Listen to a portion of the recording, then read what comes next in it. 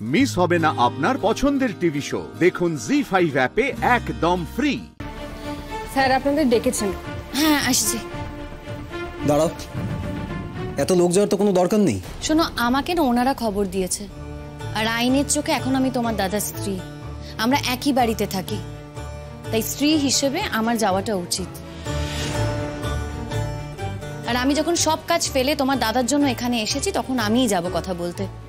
আর ডাক্তারবাবু যখন ডেকে পাঠিয়েছে তখন তার স্ত্রী থাকতে স্ত্রীকে বাইরে রেখে তার ভাই এবং তার ভাবি স্ত্রী ডাক্তারের সাথে কথা বলতে যাবে, সেটা বোধহয় ডাক্তারবাবুর পছন্দ হবে না, আর সেটা করাও বোধহয় ঠিক না। তুমি চাইলে যেতে পারো আমার সাথে, আমি তোমাকে বাধাও দিচ্ছি না, তবে আমি যাবই। এত দরদ কোথায় ছিল তোমার দাদার উপরে? আমার দরদ নিয়ে না হয় তোমার সন্দেহ হচ্ছে, বুঝতে পারলাম। দেখো, আমাদের মধ্যে যতই মতবিরোধ থাক, অসুখ করলে যে আমি ওর পাশে থাকবো না সে কথা তো আমি একবারও বলিনি। হ্যাঁ, অসুখ করেছে, আমি ওর পাশে আছি। শুধু আমি একটা কথা বুঝতে পারছি না প্রতীক্ষা, তোমার এত দরদ কবে থেকে হলো? একেই বোধহয় বলে জানো তো, মায়ের থেকে মাসির দরদ বেশি। যাক, বলছি আপনারাও ডাক্তারবাবুর কাছে যাচ্ছেন তো? হ্যাঁ, আপনি আসুন। পলাশ, তোমরাও এসো। কিন্তু ওনাকে যেতেই হবে, কারণ ডাক্তারবাবুরা কিন্তু ওনার স্ত্রীর সঙ্গে কথা বলতে চেয়েছেন। আমরা সেই জন্যই বাড়িতে ফোন করেছিলাম তোমাদেরকে, আর উনি যেহেতু ফোনটা ধরেছেন, না হলে কিন্তু আমরা ফোনে ওনাকেই চাইতাম। ও আচ্ছা, ঠিক আছে, চলুন। শোনো পলাশ, ডাক্তারবাবুর কাছে ভিড় বাড়িয়ে লাভ নেই। তুমি নিজের ভাই, তারপরেও তোমার কোনো দাম নেই। দাম আছে শুধু ওনার স্ত্রীর, যে স্ত্রীর জন্য এত বড় একটা বিপদের মুখে পড়েছে দাদা। এটা তো ওনার কলিগরা জানেন না, বা ডাক্তারবাবুও জানেন না। দেখো, যে যেটা জানে না সেটা তাদেরকে জানানো কিন্তু আমাদের কর্তব্য। আর এখানে কে ভিড় বাড়াচ্ছে না বাড়াচ্ছে সেটা নিয়ে আমার কোনো মাথা ব্যথাই নেই। যে যা করছে করুক। আমি শুধু এটুকু জানি যে আমার দাদা অসুস্থ, আমি দাদার ভাই হয়ে আমাকে যেতেই হবে ভেতরে। আর যেহেতু তুমি আমার সঙ্গে এখানে তোমার অফিস কামাই করে এসছো, এটাও আমার ডিউটির মধ্যে পড়ে যাতে আমি তোমাকে ভেতরে নিয়ে যাই আমার সঙ্গে করে। তুমি এখন এসো।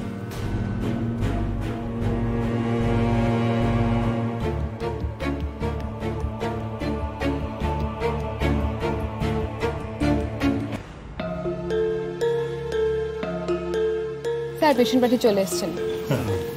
নমস্কার। হ্যাঁ নমস্কার। শুনুন, টেস্টের রিপোর্টগুলো এসে গেছে। হ্যাঁ, আর আমি ক্লিনিক্যালেও ওনাকে চেক করে নিয়েছি, কোথাও কোনো অ্যাবনর্মালিটি আছে টেস্টের রিপোর্টে এর কোনো কিন্তু রিফ্লেকশন নেই। ওকে, তবে আমি এটা বলবো না যে টেস্টের রিপোর্ট মানে ধ্রুব সত্যি। টেস্টের রিপোর্ট যে অলওয়েজ 100% কারেক্ট হয় এরকম নয়, বাট এই রিপোর্ট আর ক্লিনিক্যালি টেস্ট এই দুটো মিলিয়ে আমি এটা বলতে পারি যে ওনার হার্টের কোনো সমস্যা নেই।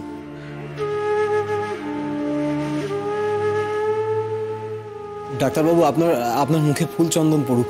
আমরা যে কি চিন্তায় ছিলাম আমার দাদাকে নিয়ে আপনাকে বলে বোঝাতে পারবো না, বিশ্বাস করুন। কিন্তু হার্ট রিলেটেড সমস্যা তো হতেও পারতো না।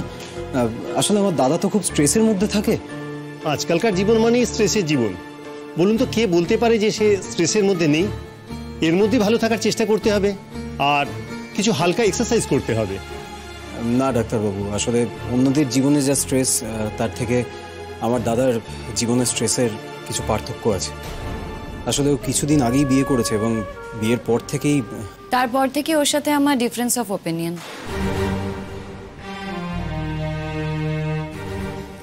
নমস্কার, আমি শিমুল ব্যানার্জি। নমস্কার। পরাগ ব্যানার্জির স্ত্রী। আসলে আমার স্বামীর সাথে আমার প্রথম থেকেই মতভেদ। ও যেটা করে আমার পছন্দ হয় না, আর ন্যাচারালি আমি যেটা করি ওর পছন্দ হয় না। তবে ডক্টর, ওরা যে কথাটা বলছে যে এই স্ট্রেসের জন্য ওর হার্ট অ্যাটাক হতে পারে বা হার্ট অ্যাটাক হওয়ার সম্ভাবনা আছে, সেটা আমার মনে হয় ভুল। আমার জন্য এরকম কিছু হতে পারে না। দেখুন, আমাদের সম্বন্ধ করে বিয়ে হয়েছে, কয়েক মাস হলো ও আমাকে চেনে। এই কয়েক মাসের মধ্যে আমি ওকে এমন কোনো স্ট্রেস দিইনি যেখানে ওর হার্ট অ্যাটাক হতে পারে কিংবা এরকম কোনো পরিণতি হতে পারে। তাই ওরা যেটা বলছে সেটা সর্বৈব ভুল। ডাক্তারবাবু, এখানে না অনেক কথা আছে, যদি সব কথা বলতে হয় তাহলে। না না, দেখুন, এই সমস্ত কথা তো আমার কোনো প্রয়োজন নেই। এটা আপনাদের পারিবারিক ব্যাপার, আর আপনাদের পারিবারিক ব্যাপার শুনে আমি বা কি করবো বলুন?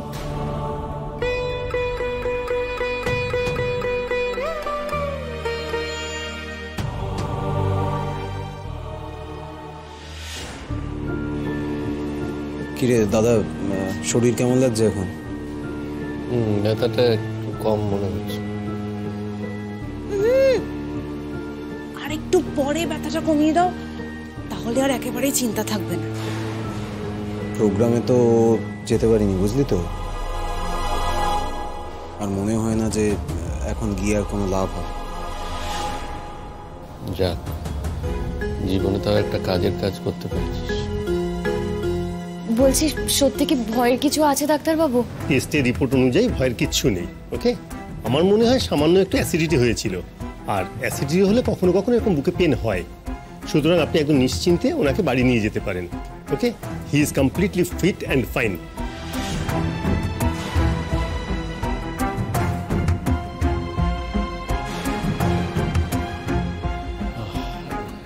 ডাক্তারবাবু, হ্যাঁ বলুন। বলছিলাম এত ওই বুকের না চিনচিনে ব্যথাটা কিন্তু আছে। ব্যথাটা থাকলেও ভয়ের কিচ্ছু নেই, আমি খুব ভালো করে চেক করে নিয়েছি। আপনাকে কিছু মেডিসিন দেওয়া আছে, ওগুলো টাইম মতো খাবেন, তাহলে যেটুকু ডিসকমফোর্ট আছে সেটাও ঠিক হয়ে যাবে। ওকে, এখন আপনার ভাই, স্ত্রী এনারা এসেছেন, ওনাদের সঙ্গে বাড়ি যান। ওকে, বলছি, কোনো কি গাড়ি অ্যারেঞ্জ করা যেতে পারে? না, অ্যাকচুয়ালি আমরা তো বাইক নিয়ে এসেছি, গাড়ির অ্যারেঞ্জমেন্ট করা হলে আমরা গাড়িতে যেতে পারবো না। তবে হ্যাঁ, আমরা সঙ্গে যেতে পারি। হ্যাঁ হ্যাঁ, আমরা যে গাড়িটা নিয়ে এসেছি সেই গাড়িটা তো এখনো ছাড়িনি। ম্যাডাম, আপনি গাড়িটা নিয়ে যান, গাড়িতে করে পরাগকে বাড়ি নিয়ে যান। হ্যাঁ পরাগ, ইউ আর অ্যাবসলিউটলি ফাইন, কোনো টেনশন করো না। ডাক্তারবাবু যে ওষুধগুলো দিয়েছেন সেগুলো খেয়ে নিও, কেমন? হ্যাঁ, ঠিক আছে, ঠিক আছে।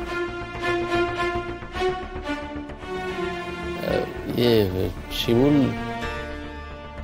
তোমার আজকে একটা নাচের অনুষ্ঠান ছিল না? ছিল, কিন্তু প্রোগ্রামটা যখন ছেড়ে চলেই এসেছি, তখন এই কথা বলে লাভ কি বলো?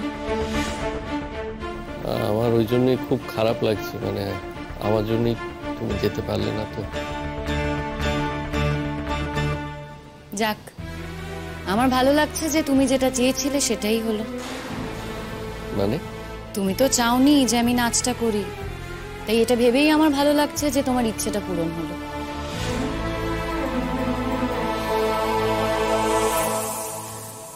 যাক, আর দেরি করা বোধহয় ঠিক হবে না। গাড়ির যখন ব্যবস্থা করাই আছে, তখন আমরা বেরিয়ে পড়ি। হ্যাঁ আসুন না, গাড়ি তো বাইরে রেডি আছে। পরাগ এসো। স্যার, ওনাকে কি স্ট্রেচারে নিয়ে যেতে হবে? না না, একদমই না, উনি ফুললি ফিট, হেঁটে যেতে পারবেন। পরাগ পারবে তো? হ্যাঁ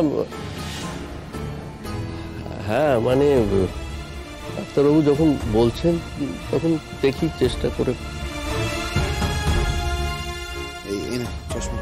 হ্যাঁ দে। জি5 ডাউনলোড করুন আর সব এপিসোড দেখুন একদম ফ্রি।